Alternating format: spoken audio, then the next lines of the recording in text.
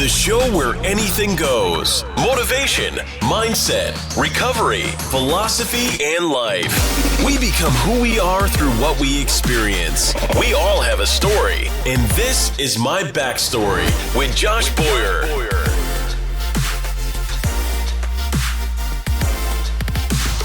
And we're recording. So I'm here with Dakota Meyer out here in Austin, Texas. I don't even want to call this Austin though. Yeah, we're more out on the western side. We're in the hill country. That's right. Bee Cave. Bee Cave. Yeah, I dig it, man. I love it. So I'm going to get, I know all of you that are listening to this definitely know who Dakota Meyer is. And if you don't, you need to know. He won the Medal of Honor and I want him to share his story. Obviously we'll talk about the story of how he won the Medal of Honor, but, more importantly, I think is about his life, his backstory, what got him to that point of even going to the military, and what kind of life lessons did he learn while he was growing up that got him to a place where he had that mindset, So it's your show, brother. I want you to take it away, share your story, man, your backstory, where you grew up, what your life was like, and we'll go from there. Yeah, no, I started, I grew up in a small town in Columbia, Kentucky, and just your typical high school student, I didn't grow up with anything. I always say I didn't grow up with anything fancy, and I lived with my mother and starting out, lived with my father after that, and went to the Marine Corps when I was 17, and then just. You graduated 17, or graduated 17? Oh wow! Yeah, I was. My birthday's in June, so I was one of the younger ones in the class. So right. I graduated when I was 17, and then went to the Marine Corps, and then became a sniper, and went to Iraq and Afghanistan, and it's kind of. Did you know you were going to be, you were one of the Marines? Like when you were in high school, you're like, I'm going to go to the military. No, I never thought about it until the day I joined. Really? Never. What was the catalyst for joining? Were you just kind of like, what am I going to do with my life type deal? Yeah. I think you don't really worry about I wasn't one of those kids who was like, in my small town, you don't really see a future, right? It's just like following the footsteps of everybody else. I don't know. I don't want to say you don't have the ability to dream, but in my town and in my school that I went to, nobody empowered you to dream. Right. And I think it's terrible. But anyways, I don't know. I don't know what hit me that day. I was like, I want to go do something different. And I can't say that I ever joined, I wanted to go serve my country, or I wanted a purpose, or blah, blah, blah, blah, blah. Honestly, I had no fucking clue what was going. I wanted to go do greater good. I wanted to be a better human being. I can't, none of that stuff, right? The guy told me, the recruiter told me I would never make it as a Marine. And I was like, I'll fucking show you. Game on. That's literally what got me there. Yeah. That's hilarious, man. And so when you go to sniper school and you get on which deployment were you on when, the Medal of Honor. So I was on my second one to Afghanistan. I operated as a sniper in Iraq in northern Fallujah, in a place called Karma, and then I went to Afghanistan. That's where the Medal of Honor. That's where the actions from that came. Will you share that story with the listeners who haven't already heard it? Yeah, so basically, we were going into a valley called the Ganjgal Valley on September 8, 2009. And we were just going in there, supposed to be doing a key leader engagement. We're going to meet with the village elders. They wanted to renounce themselves from the Taliban. They wanted to start supporting the government, all the things that we need, that you try to do in a war, right? Or our goal was there. And so, went in there, and then, they'd set us up. They invited us in. They set us up. It's the same story that you've heard 1,000 times from everybody else. They invited us in, they set us up. You'd think we'd learn by now. And then just the support element fell through. And, so me and Rodriguez Chavez, we tried to go in 3, 4, 5 times. I don't know how many times. And, finally afterwards, just ended up, my whole team was killed. It's fucking crazy, man. Yeah, it sucked. What's the hardest part for you about that whole story? There's a few pieces that are pretty hard for me. Probably, the first one is that I wasn't with them. My whole team, that was the first time I'd ever been taken out of my team, all through training, everything. Yeah. And, I think the second part is just, more of just, that's the biggest failure of my life. And so then to amplify it, now you're a failure in the face of the nation. Like, we're not defined by our failures. I'm not saying that I am a failure. I'm saying, but that is the biggest failure in my life. And so it's not who I am, but it's a part of me. But like, imagine taking the biggest failure in your life and then putting it out in the face of the nation. Right. So that's probably the hardest part of it. You think you say failure because you lost guys that night, right? I mean, I lost my whole team. Like they're all, it's like I told the president, like, if you think I'm such a hero, why don't you call my teammates and tell them? Wow. And how long after you won the Medal of Honor, how long were you still in after that? I was out. So I got out, and then 2 years later, they called me and said that I would be receiving the Medal of Honor. But after those events, how long were you still in the military after those events? I stayed in Afghanistan for about 2 or 3 more months. So September 8th, October, November. Yeah, so about 2 more months. It was probably 60, 70 days.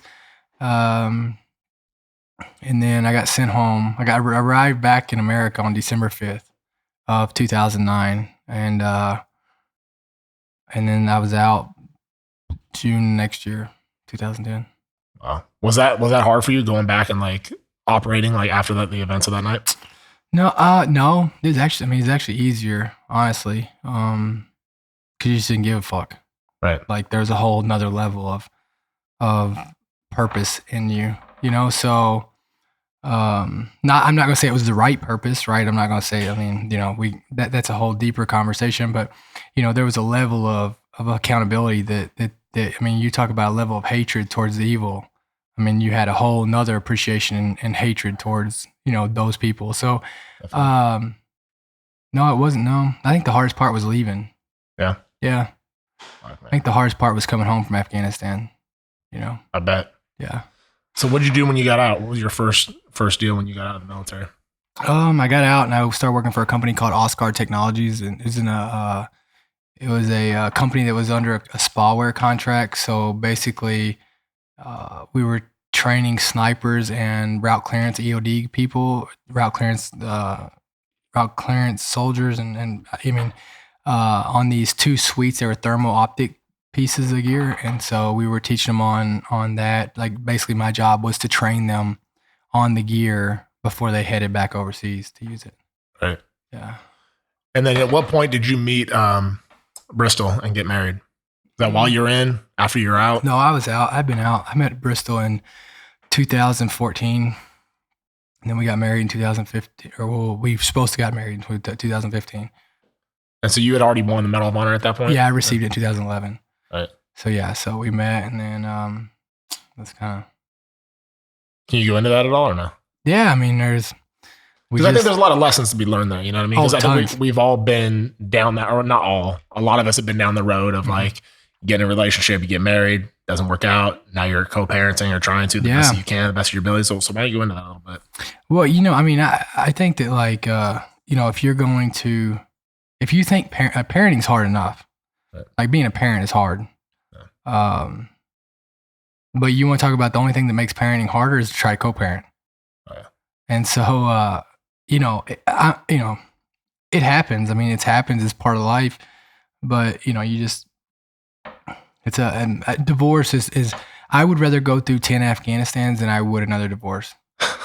100%. Yeah. That's 100%. tough, dude. 100%. Like, I would rather go through 100 Afghanistans than I would a divorce. Like, it was just, it's the most trying moments of my life. So yeah, I think that's what was a catalyst for it, do you think? We just shouldn't have got married in the first place. We should have never been together. Like we should have never got married. That's what happens when that's what happens when you marry the wrong person, right? And I promise you, she married the wrong person as much as I married the wrong person. So it ain't, it's not. That wasn't a one-way street. It wasn't a one-way street. It's a two-way street. I was just as bad for her as she was for me, right? It was one of those deals that that neither one of us had any business. How did you meet her though? Like I was on a TV show with her mom, and I met her there, and then we were out at SHOT Show together, right. And then it just kind of snowballed, and then next thing you know, we're both trying to make something work that both of us knew wasn't going to work, you know? Right. And I think that happens a lot. You know, people try to force stuff. People try to do what they think is right, and then it turns into a worse situation, right? It's like people try to do, and they try to put so much into what they think is right, and it turns into so much more of what's wrong. Yep. And, you know, and that's where it got toxic, and we were both bad for each other. I was definitely not the person that I ever had envisioned that I should be to any woman or any person on the face of the planet. And, you know, you know, I think it's just one of those deals. She didn't make me better, and she didn't make me want to be better. She made, you know, I think that, and it's not her fault. It's just we had no business being together. But the great thing is that we have 2 beautiful children out of it, right? Right. Like on the backside of it, I would go through 100 divorces and everything that me and her went through to be able to have, you know, 2 beautiful, healthy daughters. Right. So, you know, there's always some, you know, it's like Jocko says, there's always some good in all bad. Yeah. What's the biggest lesson you learned in all that? Other than marrying like the wrong person, I mean, what do you think the biggest lesson is that you could share with somebody else to be like, man, don't go through the same shit that I did? Yeah, I mean, I think that like, I think empathy, right? Like, I think it's probably the first time in a long time that I've had to like stay in something, a bad situation, and suffer. Right. So I think it grew me up a lot. I think that without the marriage with Bristol and having to see myself, that ugly side of me, and having to feel the way that I felt for a long time, and having to truly deal with things, I think that without that, I wouldn't be the man that I'm going to be to the next woman. Right. Like, I think it's going to take that. I think you take that piece out of my life, and I don't think that I would ever be able to appreciate a good relationship until I'd been through the bad one that I'd been through. Oh yeah, for sure. I agree with that. So, you know, I think that's the good part of it. Right. But I would just tell people to, you know, the hard part about dating and getting married these days is people can portray to you whatever they want. It's kind of like me coming in and I hand you my resume. How are you going to dispute it? Right. You know, all my sources and references I put on there are going to be my friends that I already called ahead of time and told them what to tell you. Right. Like, how are you going to verify any of this? Right. So it's kind of like the same thing with dating now, with social media and Facebook and all this, and, you know, who are you going to reach out to, right? I mean, how are you going to know?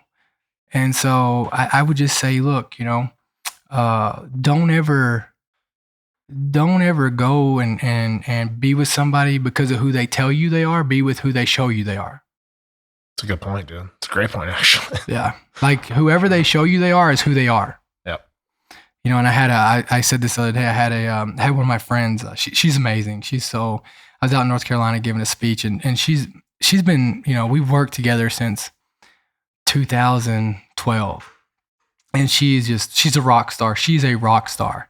And, she said that one of her friends told her, or, I mean, she's married obviously, but one of her friends had said that her mother told her friend, obviously, was, stop dating people with potential.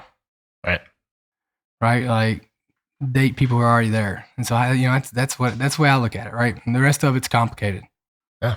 You know, how much has your life changed because of fame? Oh, Like, how much has it changed, and how has it changed in regards to like being noticed, people knowing who you are? Coming from a small town in Kentucky, I mean. Yeah, I mean, you know, I wouldn't say I have fame, but I would say that like I you know, it's changed. I mean, people, I don't know anybody else's divorce that's out in the world. I don't know anybody else who has to, you know, if they get in an argument or they file for divorce, that the tabloids are writing articles on it, right? I would just say that part of it is like, you don't ever read about anybody writing articles about me doing good stuff. Yeah.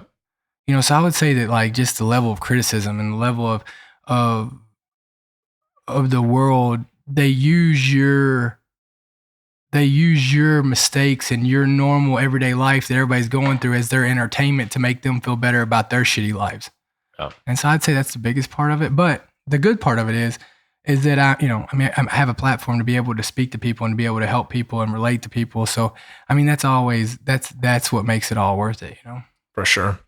I think I would, if I was in a position that you were in, you know what I mean? And then you marry somebody whose mom's a politician and like they're famous and stuff like that. I don't know. A lot of people, I don't know if people could handle that pressure. You know, that's a lot of pressure. You know, when you got the spotlights on you all the time, you know, like you said, like you get shit written about you that's probably not even true in the first place. Yeah.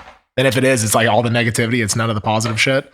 Probably bothered me a little bit. I don't know how I would shoulder that, but yeah, I mean, it sucks. I mean, you get pissed off, right? I mean, you get pissed off at all these, I call them bottom feeders, you know, these bottom feeders that just, you know, they're so fucking miserable in their life that they just want to poke at everybody else's instead of doing something about fixing their own. But, you know, like, and then the comments, like, right, the people that get on, they want to write these negative comments and just, they just want to try to come in and ruin the day. And it's just like, or talk shit, right? Like they want to talk shit. And it's like, you know, the internet and these phones, like this device right here has given so many people such confidence. oh yeah.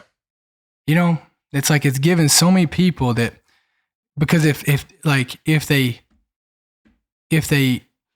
can't talk shit to you behind it, then they're going to film you and show it the way that they want it to be shown the other way, right? It's given people so much false confidence. Oh yeah. That you know that somebody won't still beat your ass. Right. And it's a lot, and then everyone has is entitled to an opinion now. So, which is crazy to me. And I never really experienced it. I'm definitely not on the level of like, I don't have a shit ton of followers, but the more podcasts that I've done, the more people that I've reached out to, I've noticed that I do get some negative comments, you know? I was like, I could choose to delete those. No, I can comment on them. You don't ever delete them. And I was like, nah, I'm not going to delete that. The only time I delete negative comments are when it becomes to take, like, whenever all my followers start really, like, it becomes, I delete negative comments when it takes the focus off of the message. Right. If they're just commenting to go after the message, I don't delete them. Yeah. But when they comment and then it turns into like that becomes the focus and the whole topic off the message over here becomes like this whole spiral thing that this, you know, this bottom feeder just wrote, then I'll delete it because it gets off the focus of the message, right? You can criticize my message all day. Right.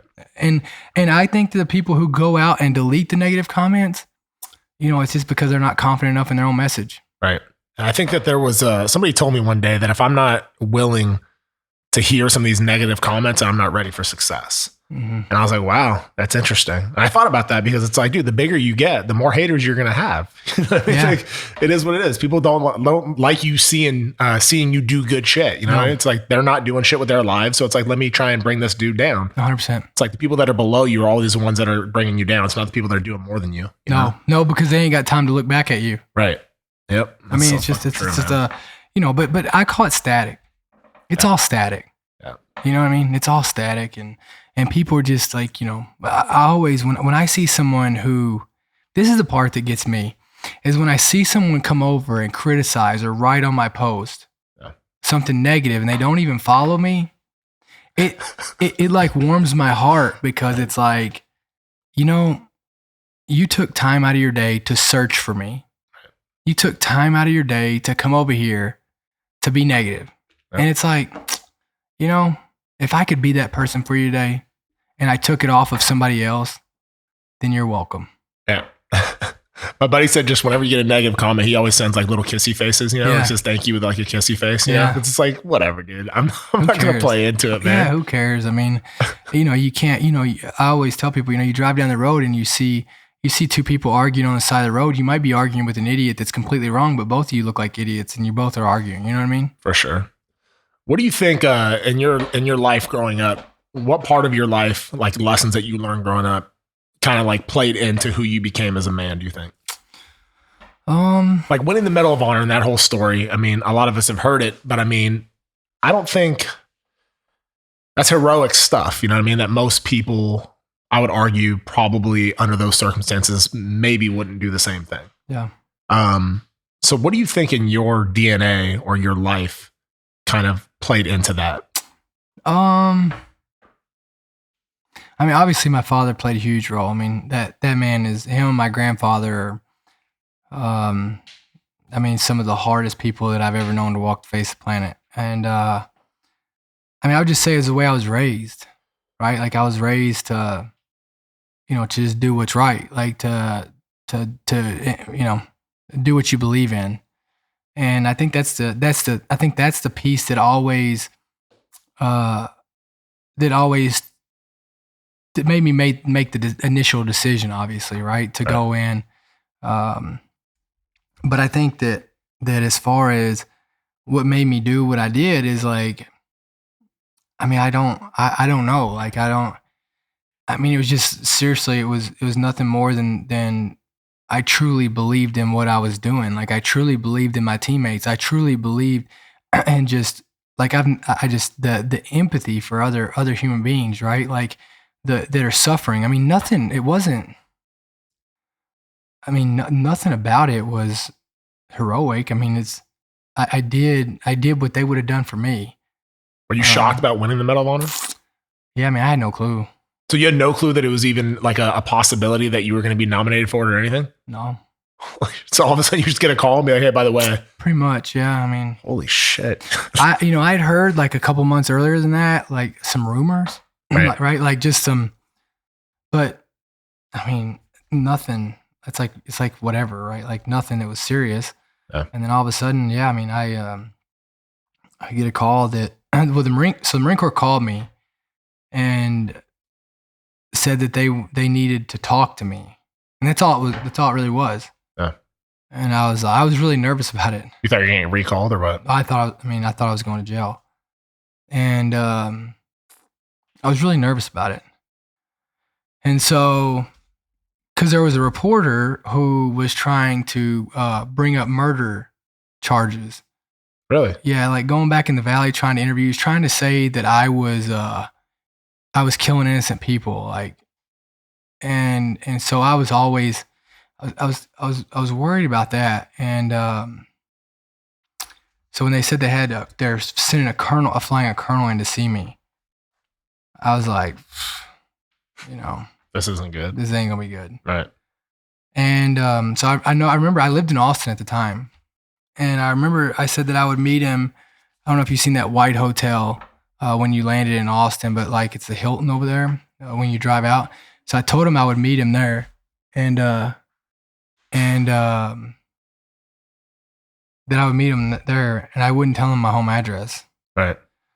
And so I remember I went there that day, and I backed my truck in. I got there early to see who was coming in, to see if who was there. Like, were they going to try to arrest me or what was going on?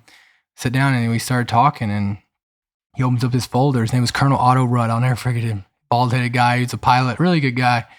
And he opens up this book, and it's like got a Medal of Honor, and he's like, "We got to start planning a Medal of Honor ceremony." I'm like, "Well, for who?"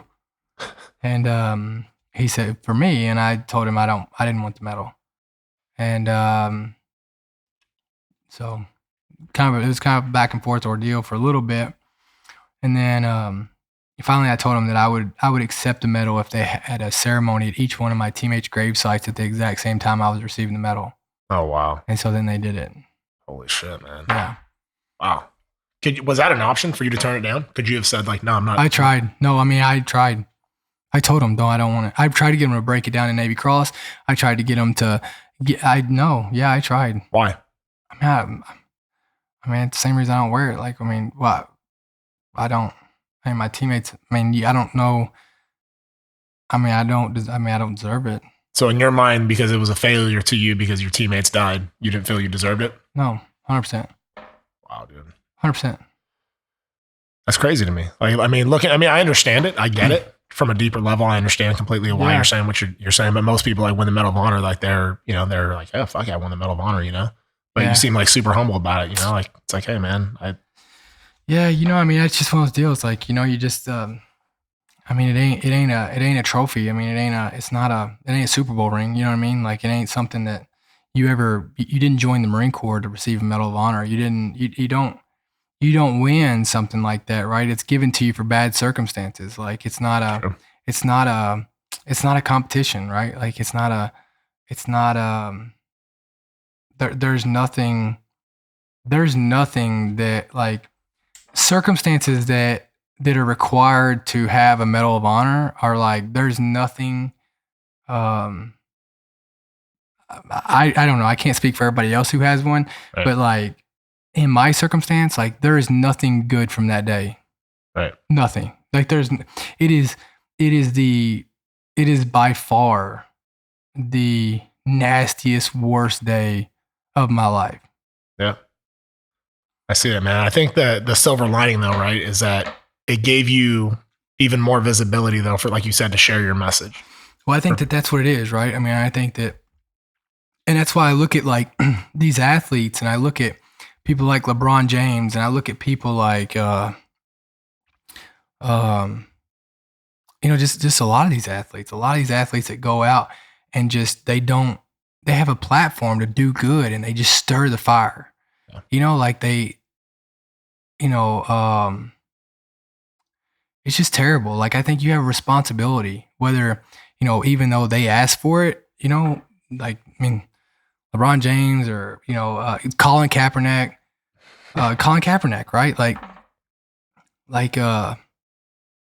That we have a responsibility to, whether you ask for the position or not, yeah, you have a responsibility to hold yourself, or to try to do some good out of it, right? And I have no doubt that both of them believe they're doing good. And I mean, they're not the only ones. I mean, I can go down a list of just, people who do shitty things, and they have like such a platform. Yeah. And it's like, why not do more? Why not do better shit? Like, why would you choose to use it for this? Are you happy with the platform? Are you happy that you have a platform coming from where your humble beginnings and something like that? I think that like the day that I'm successful, the day that I can make enough money to retire, like I am truly successful in my life the day that I don't have to be on the internet ever again, and the day that I don't even need a cell phone and I can be in the middle of nowhere. What's your definition of success? Is it just that? Yeah. Wow. If you had one message, like, what do you think your main message is that you want to share with everyone? I mean, I want to change the world. Right? Like, I want people to know they matter. I want people to start believing in themselves. I want people to go back to understand that like we've made, people make that, like, this world is made to be complicated so that people can fight. Right. Right? Like, that's what it is. Like, races and humans. Well, there's only one race, and that's the human race. Right. Well, black, white, we're all the same inside. Like, we're all past those days, right? Like, it's just it's one of these deals that, like, who gives a shit what everybody else is doing? Like, why does that stop? Why does that stop the ability for us to be there for each other? You know what I mean? Like, it doesn't, we're too busy trying to out victimize each other. Right. And it doesn't matter whether we can all in this team, we can all in this room right now, we can choose to, and it's a choice. This is the shittiest part about all this. Yeah. Is it's a choice, a conscious choice that we all make to either relate to each other or to not. Right. We make that individually. Yep. We can all, four of us sitting here right now, can find a reason to hate each other. We can all sit here and within 10 minutes and find something we can disagree on and choose to hate each other. Yep. Or we can sit here and we can choose to be on the same team. And that's a choice that nobody else makes for us. We each individually make that choice. And so how shitty is that to see us continuing to make that choice to split each other up? Yeah. Like, how much sense does that make? Zero to me. And it's so fucked up. Yeah. Right? Like, and then people want to bitch about it, and they want to act like that it's not their choice. It's just, it's so. So how do you change that? Like, what's one way that you would change the world? Well, I mean, I think that first off, I think you got to, like, I think the number one problem is showing people that they matter. I think people don't think they matter. Right. I think you start seeing that just with voting. Like, people don't vote because they don't think they matter, right? So I think it's the same thing in life. I mean, there was a survey that came out a few years ago, and like, most kids didn't think that they could even have a life as good as their parents did.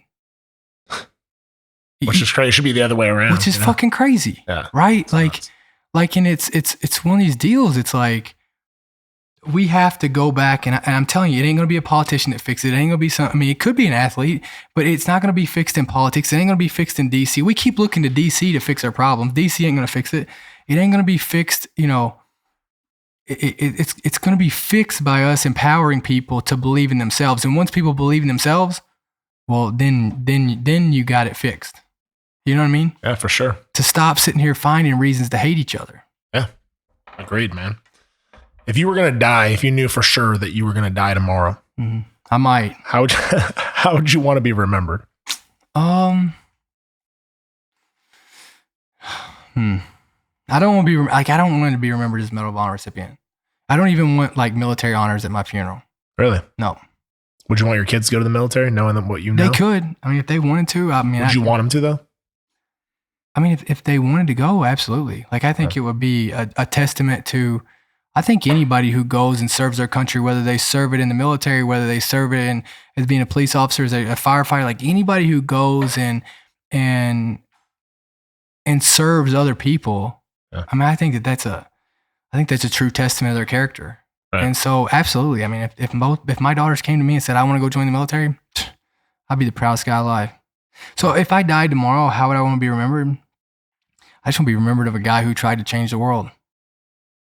Yeah. I think you could do it. We'll see. I mean, who knows? I mean, hopefully not tomorrow, but, we'll see. We'll see. If you had one person or one book that inspired you the most your entire life, who would that person be? What would that book be and why? One person, one book. One person or one book? Or both. Like I've had it, like the fortunate part about me is that like I've had so many people, like I've been so fortunate to have so many people to shape me into who I am. You know what I mean? Like I still have some of the best people in the world chiseling at me to make me better every day, right? Sharpening me and beating me, you know, as they do with steel, right? Like I still have those people doing it. And but if I had to choose one person or a book, you know, I mean, I know it's going to sound cliche, but I mean, if it was going to be one book, I mean, obviously I think it would be the Bible, right? I mean, I would want to go there and try to, I mean, how do you not look at that book that's lasted so long and changed? I mean, you talk about changing the world. I mean, that's a book that has defined the world. Yeah. You know, so I think that would be the book. And if there was a person, I think that, I don't know, the person would be tough. The person would be tough. I mean, because I could just name so many. I mean, you know, like, but then on the backside of it, I'm surrounded by so many of them. So many of them that I look at as just, like, I can't believe that I'm in their presence. You know, you take Jocko, you take Rob O'Neill, you take Marcus Luttrell, you take Morgan Luttrell, you take, you know, General Amos, you take, I mean, Dan Crenshaw. Yeah. You know, you go down the list of all these just incredible human beings that, like, sometimes, like, when they pick the phone up when I call them, I'm like, holy shit. You ever pinch yourself and be like, man, is this my reality? Is this real life? Sometimes I do. And I mean, just the fact of just, you know, all these people who, you know, but even those are just the big names that people on here might recognize, right? Like, and I'm not even talking about, I mean, you know, my father is someone, my grandfather, you talk about a man who you talk about a holistic man, like rough around the edges, hardcore, like all these things. But I tell you what, that guy right there, like, I always question, like, if you took my grandfather's just hardness and tenacity and resiliency and you put him in the times of today and what I would call an easier time than when he went through it, like, what would he have done? Oh, yeah. What would he have accomplished, right? If you took that same fire that he had and put it here today, what would he have accomplished? There's no telling. But I mean, I mean, there's just so many. There's so many. Have you got a lot of hate within the veteran community? I mean, I don't get a ton, but I mean, there's always some, right? It seems like, because the more like podcasts I've been doing, you know, you travel, you meet new people. It seemed like there's a lot of like, sometimes you have veterans that are like breaking each other down, you know, instead of building each other up. It is. I mean, they are the most critical. Yeah.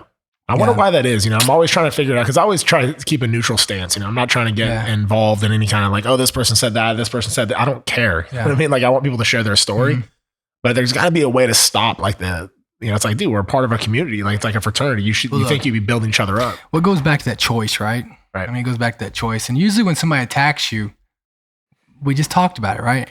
Yep. So it's usually their own insecurities. It's usually their own problems. Because the people who are ahead of you, they don't give a shit. I promise you. The people who are ahead of you don't give a shit. Yeah. What are you doing now? What's your biggest, what's your bread and butter? Like, what are you up to now? What's your passion? Own the Dash is my passion. I don't want to say brand. I mean, you guys say brand, but it's not a brand. It's, to me, it's a way of life. And so basically, Own the Dash is my complete, wholehearted, what I believe in passion. Flipside Canvas is the same thing. Doing canvas prints. I love that. Like, that's one of my favorites. Right. I work with Toyota and the U.S. Chamber of Commerce on helping veterans transition out of the military and helping them back into society with hiring our heroes. And then that's kind of it. Do a lot of speeches. What's your like full-time job? Is it Own the Dash? Yeah, Own the Dash and Flipside, I would say you could put that as my full-time job. Yeah, the Own the Dash was pretty cool because I was talking to my cousin the other day, and I think it was in the 2000s. So 2000 maybe 5. I bought my grandma this thing that was the poem, The Dash. Yeah, The right? Dash. So I bought her this poem and I gave it to her, and then she passed away in 2000. What's that? By Linda Ellis. Yeah, for sure. So I took a picture of it when I told her I was going to do a podcast with you, and I sent a picture to her, and she's like, "Oh my God, that's so crazy," because when my grandma passed away, I obviously got that back, so it's not at my house or whatever. So how'd you come up with Own the Dash? So my speech that I give is Own the Dash, is owning it, right? And there was a time in my life that I walked around and I was the victim. Like, the cool thing is that when you are such a shit show like I am, or a dumpster fire as I like to call it, like, the good part about the thing is that all of our power in life lies in the choice. Like, it all lies in the choice. There's not a problem you can give me that you can't make a choice to either be better for it or to get through it, right? It's so for me, it really resonated with me, her poem, because for a long time, like, even after I got the medal, like, all I was concerned about was money. All I was concerned about was how much shit I had, or how could I relate to these, my priorities were wrong. And that's what I feel like that poem shows. Is like, the poem really comes down to our priorities, and really priorities are what drives you, right? So, like, if you're focused on money, like, and money's your number one focus, your priorities are going to be wrong, right? So I think that poem showed that, and it showed that something that I could relate to so much. I lived a life. I was just sitting here drinking my life away, and kind of really what I would call being a piece of shit, blaming it on PTSD, trying to be a victim, and then turning around and using and justifying it by my teammates' deaths. Right. And it was like, you turn around and yeah, in my mind, the reality that I had created was right, and it was my reality at the time, but it wasn't true reality. Yeah. And I think that poem kind of like just spun me out of it, right? Like, I've seen a lot of people die. I pulled up a list yesterday with Memorial Day, and my old unit had posted a picture of all the guys that had died since Iraq, right? And there's probably 6 people on there that were part of my platoon or my company. Yeah. That I knew personally, that I didn't even know had been killed since I'd been out. And that's the one thing that I seen real quick, is that how fast people can die, and it's like, how are you going to be remembered? And that's what that poem's about, right? So fast forward a little bit. I had to find a way to go own my life and to start being better and do something positive and to live a life that's worthy of the sacrifices that my teammates made. And so, that's where Own the Dash came in. Like, how are you going to own your dash, right? Like, how are you going to own your dash? You can't the only 2 days in your life that aren't 24 hours are the day you're born and the day you die. Yep. And you can't, neither one of us have power on when you're going to die. Yeah. We don't have power on how long our dash is going to be, but what we do have is the power to how people are going to remember us. Yep. And so every day you go out, you're literally writing that piece of paper that people are going to that they're going to walk up there the day you die and read. Yep. And it's like, how many people are going to show up to your funeral? What are they going to say? You know what I mean? When you get to decide that. Who shook you out of that? Who shook you out of that hell that you were in, with drinking and just carrying on and feeling sorry for yourself being the victim? A lot of people, Schmitty and Toby. I got to give both of those, Chris Schmidt and Toby Young. And Ann Young and Sheila Willis, like the people, like they were the core of getting me out of it, of bringing me back around and just, getting me back on track. And they still are. I mean, they're still that constant every day. But, it just took, and it took not being coddled. It took just accountability. Yeah. It took people not telling me, what I wanted to hear, but just straight up telling me what I needed to hear. Totally. And I didn't like it. Yeah. I didn't like it. Like, I mean, who does? You gotta nobody face does. your shit. You're like, this sucks. Nobody likes facing their shit. Right? Like nobody likes facing their shit. Nobody likes to, nobody likes it. It doesn't feel good. It doesn't feel good, but pain is a great teacher. Oh yeah. And I always tell, my pastor, Mac, like he's a wordsmith. Like this dude is like, he's really good at words. And, he always said, and he described it with children, that it's okay for your kids to suffer because they need to suffer. Like suffering builds character. Like you never get stronger without going and suffering through a gym workout. True. And so you need to suffer a little bit, but the thing that's not okay is fear, right? Like people of living in fear, not like fear of failure and stuff like that, but like the fear of just someone else being able to put fear in you, right? Like and there's a big difference. So I think that like me, like I just needed some suffering.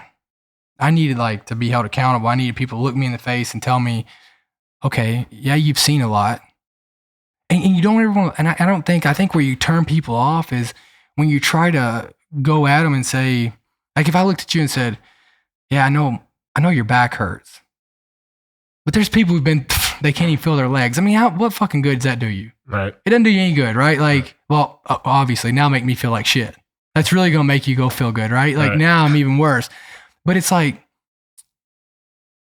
we can all go through like just the situation, the circumstances is not where you relate at. You relate in the empathy of the suffering. And I think that's where you get empowerment and you start empowering each other and you start building each other up and knowing other people are going through it and holding yourself accountable. And that's what people had to do to me is like, okay, yeah, it sucks. It sucks what you went through, but that doesn't justify you being a drunk asshole. Right. Like it doesn't justify you treating people like shit. Like, how do you deal with the bad days now? Because inevitably we all have bad days regardless of where we are as far as our mindset is. How do you deal with it? Because I saw a post the other day, and this is why I bring this up. I saw one of your posts the other day about anxiety, when you're in the hospital bed. Mm-hmm. How do you deal with that? Because I know a lot of people suffer with it, especially veterans, Yes, I'm drinking a bang. I have a toolbox. I mean, I think it starts with a good foundation. I think it starts with being real with yourself. Yep. Too much we try to build our own reality. And I think you got to keeping your finger on the pulse of knowing yourself, being educated of why do you feel the way you do? There's no counselor, no counselor or anything like that that's going to fix it for you. Right? Like we all go to counseling and like, oh, are you in counseling? Are you, do you take medication? Like all that shit is like, it's a Band-Aid, but it ain't the solution. It's not the core of what the issue is. So for me, I mean, I've just had to try and trial and error, right? I mean, and nothing works. I mean, nothing fixes it. Yeah. But I mean, it's just all about getting through that day. And I think for me, it starts with getting out of my head. Yeah. Like that's the first place. Like believe in your own lies, right? Like when you start saying stuff like, I got a shitty life. My life sucks. Well, you're going to believe it. Your thoughts become your reality. It is. For sure. And so I think that's the first part where I usually try to start is I try to separate myself from everybody else and try to start getting my own reality fixed. And because too many times, like I can walk in and if I come in and I just start off, I'm very convincing. I can start off and just tell you my life sucks. And next thing you know, you'll be agreeing with me. And then you'll be agreeing with me. And then you'll be agreeing. Right. And then it just turns into this, you know what? My life is fucked. Yep. And so sometimes I have to step back and try to get a good platform or get a good base foundation and then start back again. And so, I mean, sometimes it just depends. It depends on what's going on. Like sometimes I have to go to the hospital and get what's called a stellar ganglion block. And it's a block they put on my neck if it gets real bad. Sometimes I have to do that weekly, right? For 6 or 8 weeks. Yeah. Sometimes I use my Alpha Stim a lot, which is Dude, Alpha Stim is amazing. Alpha Stim's amazing. Yeah, right? it's crazy because the VA, a couple of my buddies that go to the VA got an Alpha Stim, for their anxiety, PTSD, and stuff like that. But some VAs don't have it. No, they all have it. So I was just on the Hill fighting for this. Oh, I've been with all the congressmen fighting for this. Yeah. I'll tell you a cool story about Alpha Stim in just a second. But so like those ways are the way I do it. But it all comes back with, what do I want? Like the easy way to do it. Like, let me tell you the easy way to help anxiety is get on Clonopin bars, get on Xanaxes, and just drug yourself up, right? That's the easy, 100%. Like, hands down, if you don't want to do anything in life, if you don't want to accomplish anything in life, if you don't care how fucking fat you get, and you don't give a shit what your children are going to look at in you, and you don't care what other people are going to think about you, like if you are just literally at that point, the easiest way for you to deal with this is to go to the VA and just get drugged up on fucking medication, but just never come off of it. Just fuck it. Just go the rest of your life on it and just be a fat fucking piece of shit. Yep. And never accomplish anything in life. Right. That's the easy way. Yeah, definitely. I've been down that road. Oh, me too. I can show you pictures. I was looking at pictures this morning. No bullshit. No bullshit. I'm going to show you a picture right now. Since we're on here, no bullshit. Because I know people are listening to this and they're like, oh, I mean, that's where they're going to start, talking shit. Right. But like, this was me. This was me when I was doing that. You ready? When I show you this picture, I showed my friend this morning and they were like, that's not you. Oh, yeah. What do you think? Oh, yeah. Huh? Hey, and that was 2013. Wow. What do you think about that picture? Wow, dude. That's amazing. You seen that picture? Look at that picture. Yeah. That's what that gets you. Here, you show them. Show them. You show them that right there. So, I that's what that gets you. Yeah. And you know what? And it feeds into, well, I'm the victim. Like that's the most victimized I've ever been. Yep. How'd you break out of it? Because I mean, I've been down my own road of with all the back surgery with opiate addiction, Klonopin, Xanax, you name it, benzos, and I quit it all cold turkey. That's the way I did it, And I don't recommend that to anybody. No. I do not recommend that, and I say that on every podcast I've talked about it on because it's dangerous, I mean, it is dangerous, but let me ask you this: if you didn't quit it cold turkey, I would have never quit. If you didn't quit it cold turkey and you didn't go through the fucking pain you went through, coming off that shit, do you think you would have respected not going back on it and having to go through that again? No, because there's been times where my anxiety will peak, and I've taken a pill because I couldn't handle it. It's like I got to the point where like mentally I just couldn't break through, and but that's what's always protected me from getting back down that pipeline. It's like, dude, I know what kind of suffering that was, and it was like a year of fucking torture, dude. Yeah, like it was torture, mental torture, physical torture. I mean, I had 3 seizures. It was terrible, dude. Yeah. And I didn't think I was going to live. I was like, dude, am I going to die? Like, what is going on here? Yeah. Because you feel like you're dying, And so how did you break out of it? How did you get off all that shit? I mean, so the thing is like, and I'm sure you're going to relate to this. Mm-hmm. I think the reality we don't give people, I think we don't really give people real reality, right? Like you didn't just make a decision that day to come off cold turkey. No, I tried 9 times unsuccessfully. Well, but I'm saying like, okay, so you came off of it, right? And then you made a decision to come off of it. Yep. I mean, how many times a day do you make a decision not to go back on it? Every day. So it's not one choice, right? Like people think, well, I made a choice and now watch, it ain't one choice. It's a choice that you make every single day. Yep. Sometimes you make it 50 times a day. Yep. Well, your why has to be stronger than your what. Yeah. And so same thing for me. Like at one point, I put a gun to my head, right? And it didn't go off. And so then I had a choice to make, and I'll never forget sitting there. I mean, every time I pass it, every time I go home, I pass that same spot that I tried to take my life at. Right. And honestly, now it's right off the road that's now called the Dakota Meyer Highway. Oh. And I think about it every time I drive by there. Of how one circumstance could have kept me from ever meeting my 2 beautiful daughters. Right. one circumstance, one day, one decision could have kept me from ever meeting my two beautiful daughters. Yep. There's nothing that you could throw at me that is ever worth that. There's nothing. I could be living on the side of the fucking road. Okay. So it just depends on what your why is, right? I mean, for me, it was just, living for others. Like finally stop, the people who go and get down like that, it's because they're fucking selfish. It's because they're selfish. See, I want to say that. I've wanted to say that a bunch of times, and I've said it to other people, with suicide and stuff and going down the road of addictions. Like, it's a selfish decision.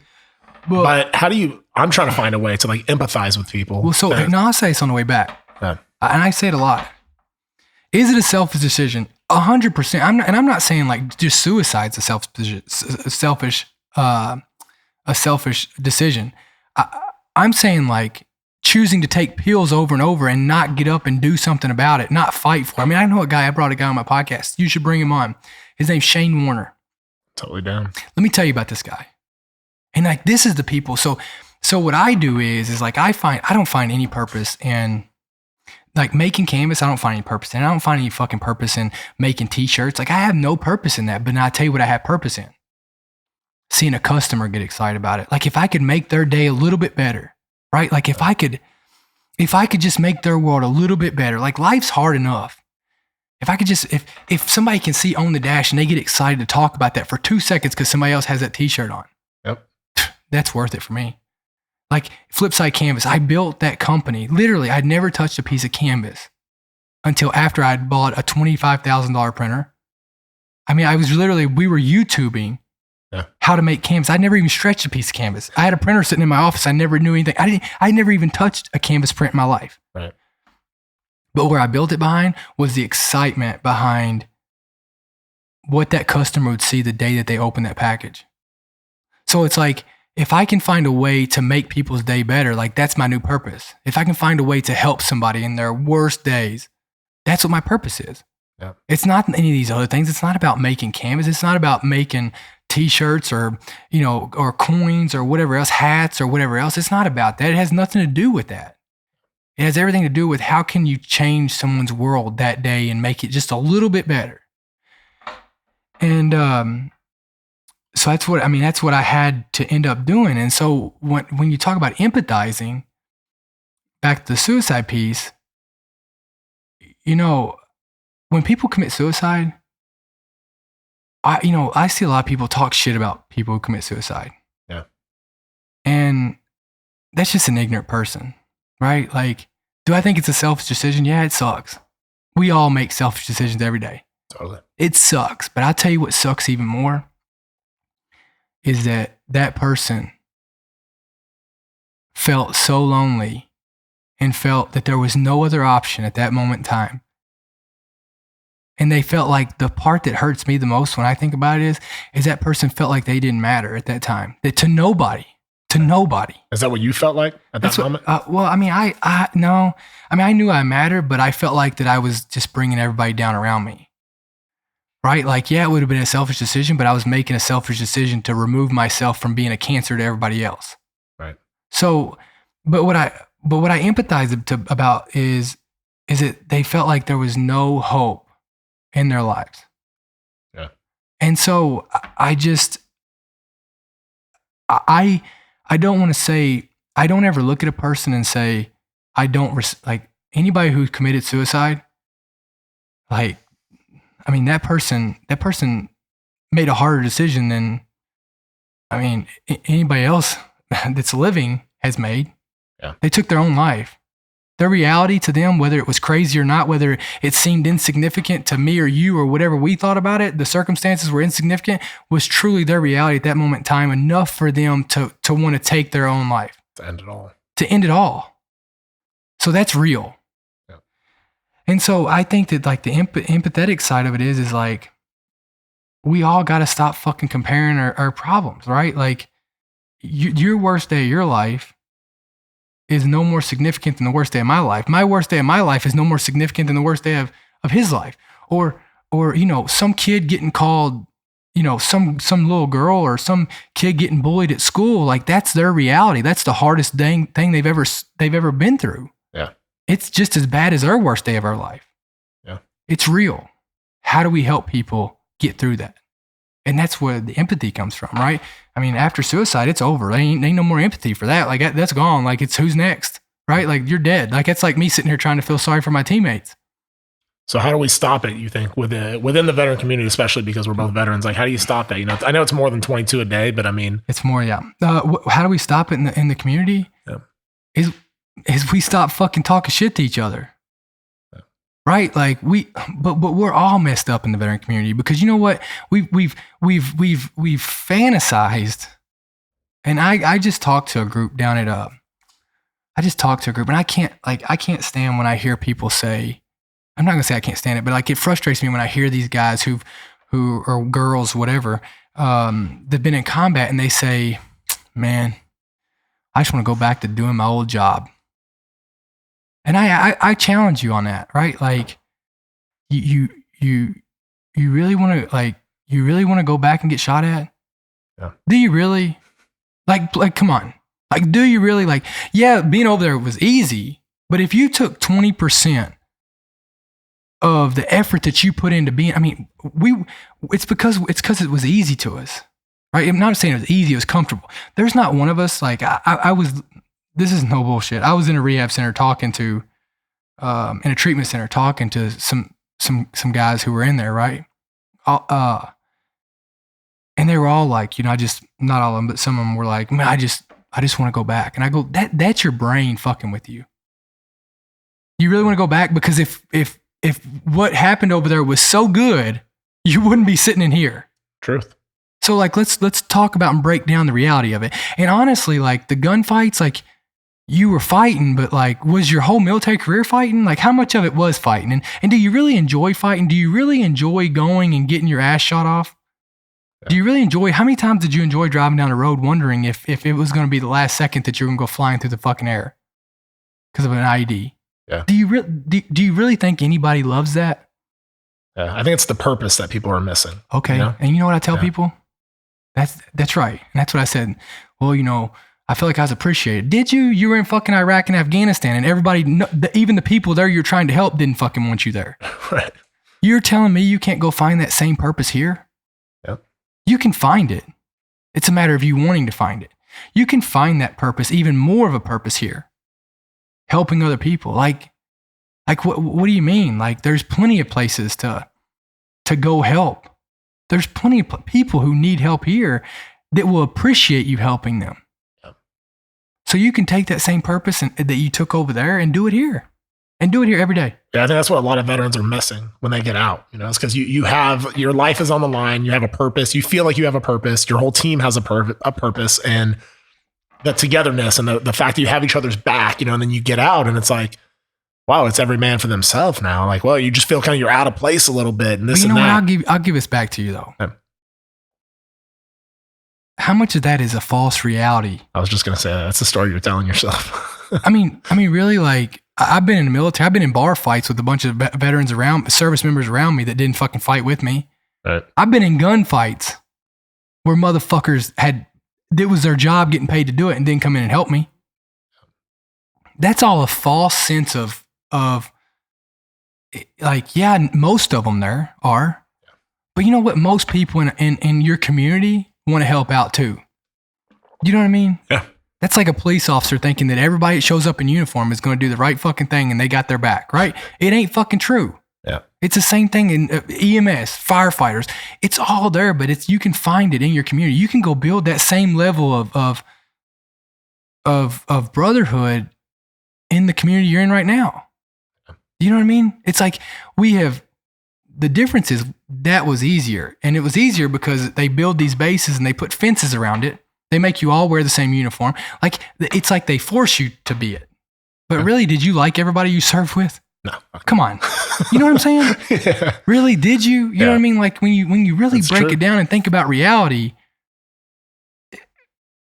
it ain't, you had what, 3 or 4 people that were really fucking close to your brothers you go out and hang out with? But did you, I mean, I never went out. I mean, I never went out to the bars with my whole sniper team.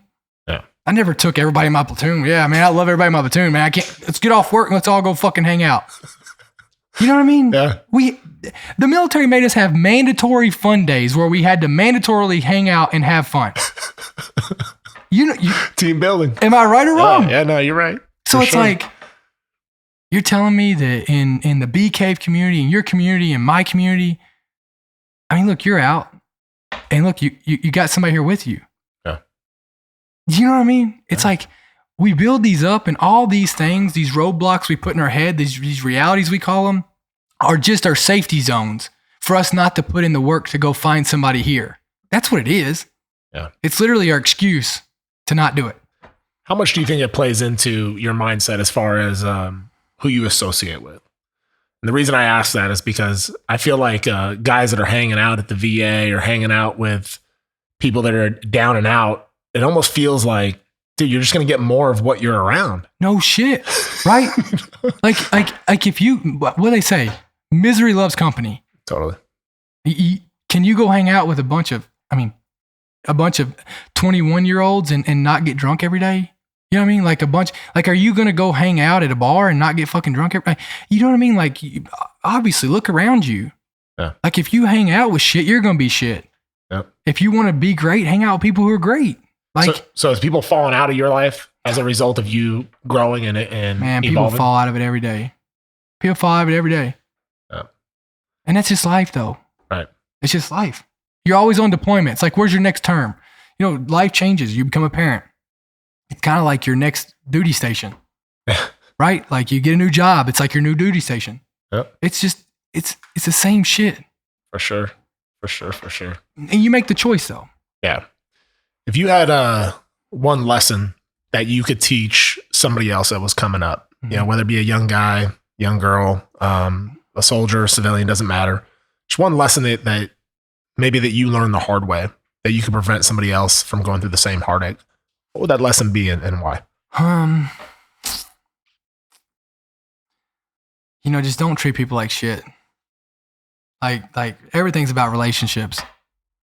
Just don't treat people like shit. You're not, you know, I don't know. I always look back at the guy that I was before I went into Ganjigal that day. And I mean, I was a cocky motherfucker. I mean, if you want to know how great I was, I'd tell you. And I mean, I literally went in there thinking that there's no situation you could throw at me that I couldn't get through. Yeah. And I walk out of there and I lost everything. My career in the Marine Corps, I mean, everything was gone. Did you choose that career to be over, or they kind of chose it for you? I mean, you ain't gonna go do nothing. I mean, yeah, I mean, it was pretty much the writing was on the wall, kind of. Yeah. And I mean, I would just tell people to, I mean, just if you put others first, I mean, not before, like I always talk about life is kind of like a boat, right? Like life's like the ocean. And I mean, like all you are is you're just a boat in an ocean, and you can build your boat however you want to. You always better be doing your maintenance on your boat, because there's always going to be storms coming. And however your boat is, I mean, you're guaranteed to have storms. You're guaranteed to have high waves. You're guaranteed to have hot days. I mean, you're guaranteed to have all that, right? Like that's a guarantee in life. There's guarantee in life. And then some days you're guaranteed to have the most beautiful days, the most beautiful water. But you should always be working on your boat, right? Making sure your boat's good. And because you know what? You can't help anybody if your boat's not good. If your boat's sinking, you ain't helping nobody. So I always talk about that. And then, you know, in the water, you always have sharks. I mean, anytime you're in the ocean, you got sharks. Anytime you're in life, there's the sharks of life, I call them. They're down there, and sometimes they want to bite you, and sometimes they don't.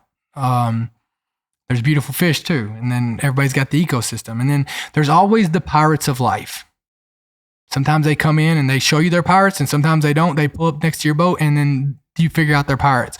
So, I mean, life is just like that. Like, that's life. And then there's good boats out there. But, like, you have to make sure that your boat's strong enough to be able to take on all those elements, because you're going to be faced with all of them. So my thing would be is just, you know, make yourself strong enough to make yourself vulnerable so you don't miss out on anything.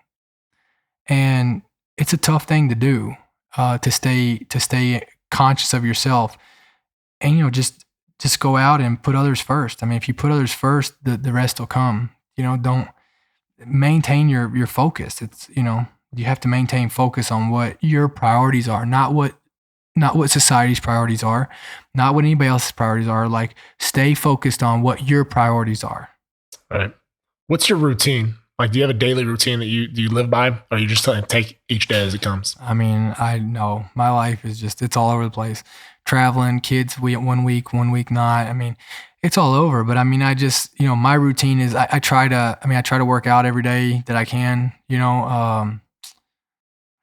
it's I don't really have a routine. And how do you keep yourself stronger? How do you, like, when you're talking about your boat and keeping your boat in shape, what are some things that you do specifically that keep you sharp to where you can weather the storms of life? I think I maintain, I think I stay very conscious of the people around me. Right. If you stay conscious of the people around you and their intentions, and then you put them, you manage your contact with those types of people, the rest of it's there. They'll tell you what that you need to hear. You know what I mean? You got to have counsel. Right. You have to have counsel in your life. Big time. And so by having that counsel, you have to, just as long as you make sure that you got good counsel, the rest of it comes. Yeah. You know what I mean? Like, who's in your life? Who do you, and the biggest thing you gotta, one of the biggest things that you have to stay focused on is who you give authority in your life. Like, whose opinions matter to you. Right. Because you give the wrong person authority in your life, you're going to be a shit show. Yeah. If you trust them with giving their opinion of you. Yeah. It's crazy because I've learned that kind of the hard way, where you think people are your buddies, you think they're your friends and whatever. And then you're like, oh man, there's just an ulterior motive to get like something, out of it. Mm-hmm. And I've been learning that lesson on this journey, even on this podcasting journey with certain people, and then you hear things through the grapevine or whatever. And it's like, man, what a bummer, dude. I thought we were cool, dude. Yeah. Get used to it. Yeah. And that's what I'm saying. Like I was telling you earlier, like, you're not ready for success if you're not willing to weather some of those things, because like I was talking to my wife about it. I just had a situation where I just was bummed out about a guy that I thought was totally cool and turned out not to be. And she's like, that's life, honey. You just got to learn to weather that and be like, it is what it is. Don't take it personally. That's their issue. It's nothing personally with you. And I was like, yeah, but when you're a loyal dude, then it's not returned. It's kind of a bummer, Yeah. But the thing is like, why are you loyal? Like, are you loyal for them or for you? I think it's my character. Well, so you're loyal for yourself. Yeah. So you're loyal to them because that's who you are. Right. So don't ever let like you don't, do you, like, when you go to somebody, do you say, well, I'm going to give you my best up front, because I expect you to do the same back? No. Well, so then it really doesn't matter what reaction you get from them, right? Like, It doesn't matter. Like, if you walk into everything in life like that, with that mindset of like, I'm going to walk in here and be who I am, no matter whether you give me a great reaction or, would you be more loyal if they were loyal to you? Oh, totally. Well, but I'm saying, like, you came in and gave your loyalty. Yeah. I see what you're saying. But like, if they were like loyal to you, would you have been like, okay, I'm going to be now more loyal to you? No, you wouldn't. You'd been the same person. Right. So fuck it. Like, I always say, like, if they can live with it, I can. Yeah. If you can live with it, I can. For sure. So. Do you keep your circle tight as far as who you allow into your world? Yeah. You have to. Yeah. Yeah. It's huge, man. I'll play games with them of like, I'll tell each of them different shit just to see who's fucking with me. Right. Is that a lesson you learned like just as your platform has increased, or is it something that you just always been that way? Yeah. Like I think initially off the bat, I got some bad people around me, and it can backfire real quick. And so, that's the thing is, like, I promise you, your circle, you start getting a leak in your circle, and the only thing that's worse than a leak is than a leak is the leak you don't know. And so, like, I'll do, like, and I'm telling you, you got to stay conscious of it at all times. Yeah. It's such a bummer. It kind of bums me out that's the way the world is. You know what I mean? That you have to be conscious of that kind of shit. Mm-hmm. But hey, it's the reality of life, right? It's the reality of life. Do you go in your house? You build a nice house. Are you not always looking around to see if it needs maintenance? Right. You changing your air filter. That's just part of it. Like, it's just part of it. And people are going to be there for seasons. You got some people that are going to be there for their, forever. You got some people who are going to be there while you're on the highs. I can go through my phone and I can tell you probably 15 people, like, oh, if it looks like I'm doing great, they'll all of a sudden start texting me. Right. You know what I mean? It's like all these just, but that's who they are. And I used to get really mad about it. Like I used to be really down about it. Like, oh, this sucks. And then I'd look at everybody that way. I'd categorize everybody in there. Like, oh, well, everybody sucks. They all just want, and you can't do that. It's just, there are good people out there. There are people who will be loyal to you no matter what. Like they're there. But if you've got more than 5, you better figure out which one's fucking you. Right. Because you ain't gonna have more than 5. You'll never go at any point in your life and have more than 5 people that will truly be loyal to you. That's a trip. And that's a reality though. You know what I mean? Because I'm learning that the hard way myself, you know, where it's like you think people, even family members, that it goes even to family, where it's like. Just because your blood doesn't mean your family. Right. And I've kind of had to learn that where it's like, hey man, you live by what society tells you, of like, hey man, it's your family, you need to be there. Well, it's like, I don't deserve to be treated like shit. I don't need to stick around just because you're family, dude. No, if anything, family should have, they should have a higher standard they should have to live by if that's truly what family is. Yeah. Right. Like, but you just can't worry about it. Yeah. You just can't worry about it because every day, like the only thing, where I used to get down is like, how did I miss it? Cause like, you go through these phases of, well, gosh, that person fucked me over. Like I never seen it coming. Right. And then you start getting mad at yourself. Well, how did I miss it? Like, why was I so dumb to believe this person? Just don't worry about it. Don't worry about it. Like people are going to fuck you over. And I go into it and I'm so confident with who I am and that I'm going to do the right thing that no matter what you do to me I'm fine with it. Yeah. You know what I mean? Like, because you don't want to stop making yourself vulnerable. Do not let, the only thing that's worse than letting somebody fuck you over is letting somebody fuck you over. And then because of their actions, you miss out on the next opportunity. That's a good point, dude. So like go into every situation being you. And if they fuck you over, and I always look at, there's 2 different types of being fucked over.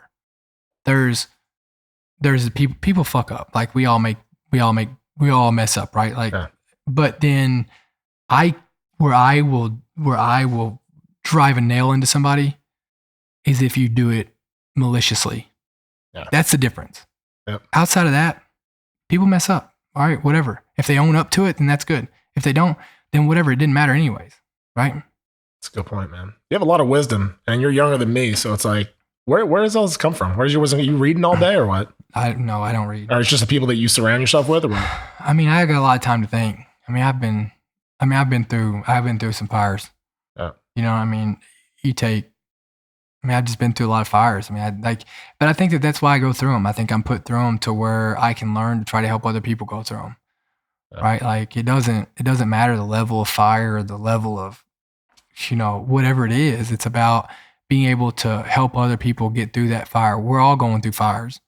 Yep. And if I can help people if I can go through a fire and then be able to empathize with people going through that fire, it's like I tell veterans all the time, we're too busy trying to compare our war stories. Like, well, so what happened? So you had rockets hit the base? Well, that's nothing compared to, I was in gunfights, right? And then I was in 50 gunfights, or I was in blah, blah, blah, or I was in, whatever, right? Yeah. And it's like, who the fuck cares? Yeah. Who cares what the story is?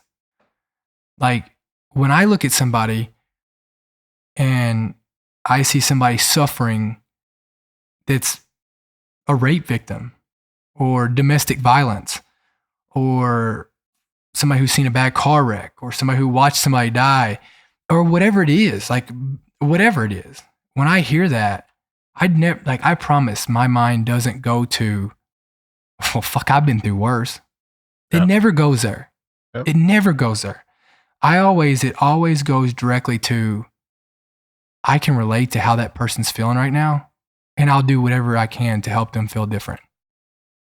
It's awesome, man. So like, if you change your mindset to that, well, fuck, what does it matter? Yep. Change the way you think about things, and things you think about change. I dig it, man. What's the best way for people to connect with you? You can follow me on Instagram, Dakota Meyer 0317. You can follow On the Dash, Flipside Canvas Prints. That's Instagram. I got Twitter. I hate Twitter, but I got Twitter. I usually get on there just to talk shit. Facebook, I don't really get on Facebook anymore. It's one of those deals I feel like it's going to die off someday. Right. That's it. Flipsidecanvas.com, onthedash.com. All those are where you can find me. Awesome, man. I'm always shocked and pleasantly surprised when I reached out to you and asked you if you want to do this podcast and I got a response. I was like, oh shit. Yeah. Like you responded. Wow. You know? So I genuinely appreciate you coming on the podcast. I appreciate you coming. And sharing your story, man. It's fucking awesome. No, thanks, man. And I think you're doing amazing shit. And I can't wait to see like what the future holds for you, man. Well, and same to you, man. Like, don't give up. No, I'm not, man. Don't fucking give up, man. Like I mean, just the fact you showed up, like that's most people do podcasts over the internet and shit like that, right? Don't fucking quit. Yeah, there's a lot of people that have asked me, about the podcasting game, like, oh, like, are you gonna, or I'll reach out to people and like, oh, you want to do a call? You want to do a Skype? And it's like, no, I'm coming to you. I'm coming to you. And they're like, what? Yeah. You're coming to me. And I think it's off-putting for some people because they're like, who is this guy? So then I'm sure they do their homework and like find out who I am or whatever. It's like, I have no ulterior motives, man. I just think that it's better because now I get the opportunity not only to like, the audio is better, but I get the opportunity to connect with people. You know? I think it's great. So I genuinely appreciate you, man. No, thanks so much for coming on, man. All right, brother. Thank you for listening to My Backstory. Stay motivated and stay connected off the show. Follow at my_backstory_ to be a part of the journey to recovery and to see where your story goes. Or visit us online at hereismybackstory.com.